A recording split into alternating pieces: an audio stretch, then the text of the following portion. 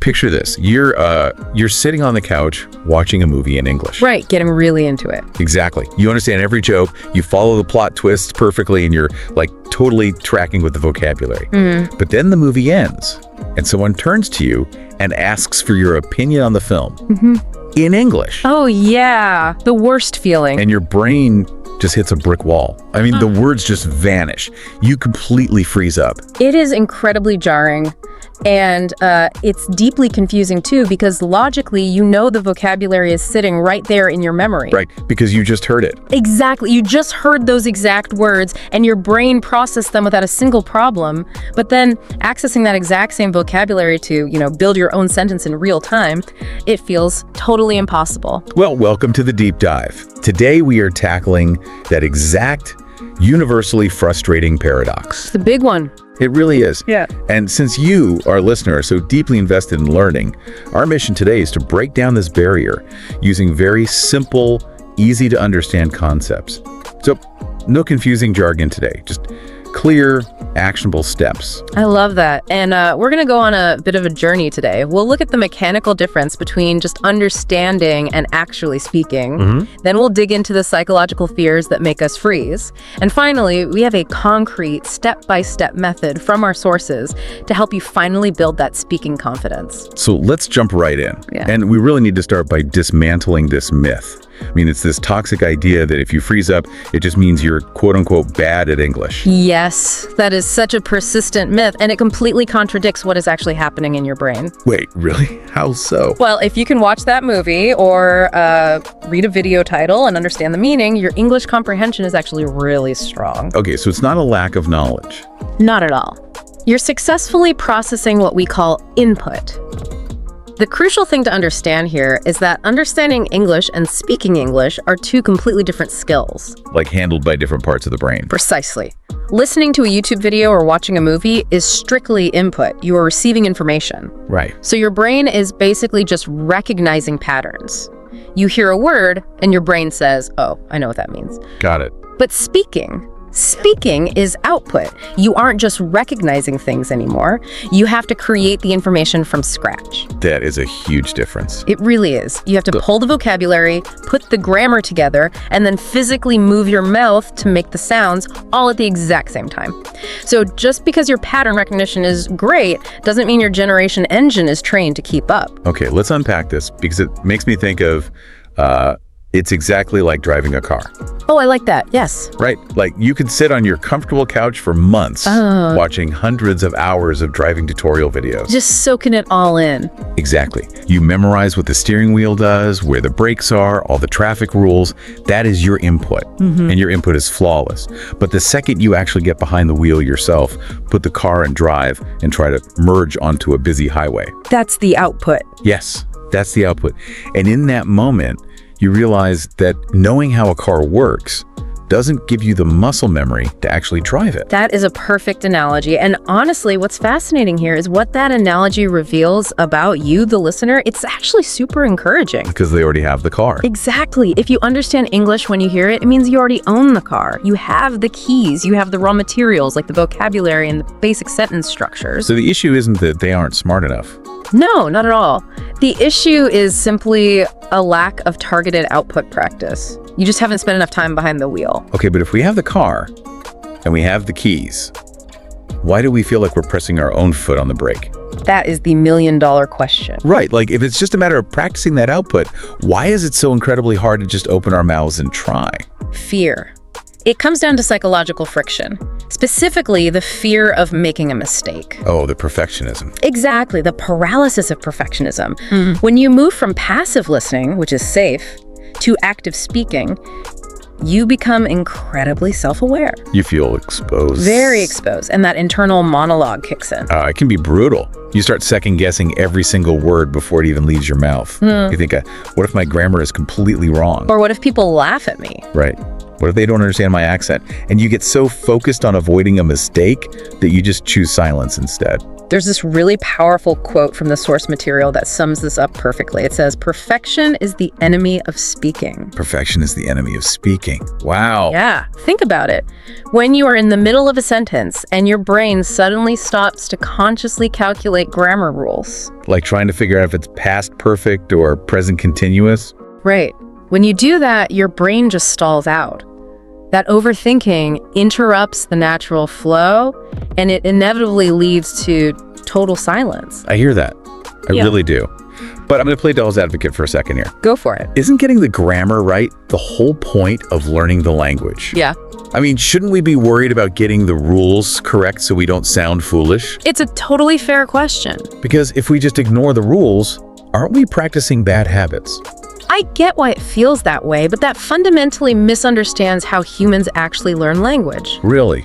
How so? Look at children. Look at how a toddler learns their very first native language. Oh, they definitely don't study grammar textbooks. Exactly. They learn exclusively by making mistakes. They speak incorrect, broken sentences every single day. That's true. They'll just point at something and completely mess up the verb. Right. They'll say, "I eated the apple," which is terrible grammar. Right. But through that messy, imperfect process, they are achieving the ultimate goal.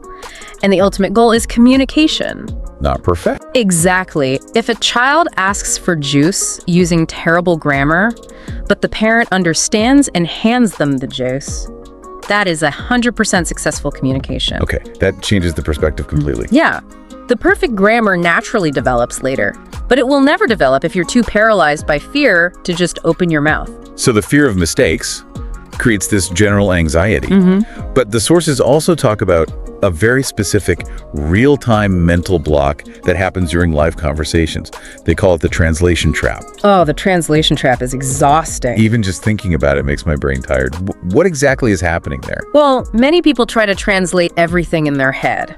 Instead of answering a question directly in English, they run it through their native language first. The source specifically mentioned this with people translating from Urdu to English, right? Yes, but the mechanic is exactly the same no matter what your native language is. So it's like trying to fly direct from New York to London, but forcing the plane to stop in 3 different countries along the way. You run out of fuel?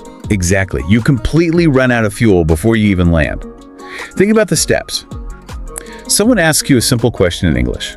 First, you translate their words into your native language just to understand them. Right. Second, you think of your answer in your native language. Third, you translate that answer back into English. It's so much work. And fourth, you run it through your internal grammar checker. And then finally, you try to speak. Which is why the system just crashes. A good way to visualize this is to picture language processing, like moving through different types of terrain. Okay. Your native language is a smooth, paved highway. Your brain travels down it automatically with zero effort. You don't even think about it. Exactly. Psychologists call this System 1 thinking. It's fast and instinctive. But English is different. English is like a dense, overgrown forest.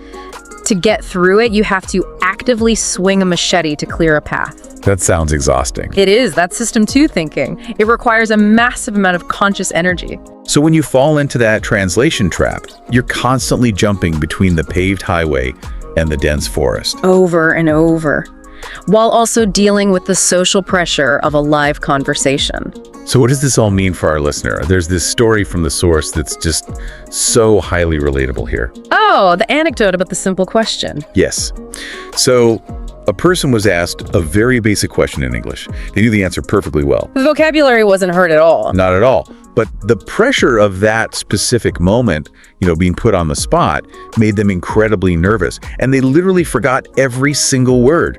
So why does a little bit of pressure wipe our memory clean like that?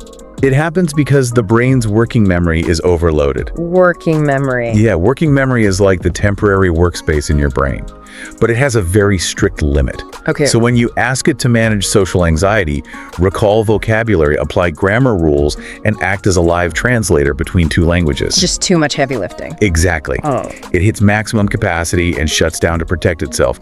You freeze. Okay, so we know what the problems are now. We've got input overload, perfectionism, and mental translation.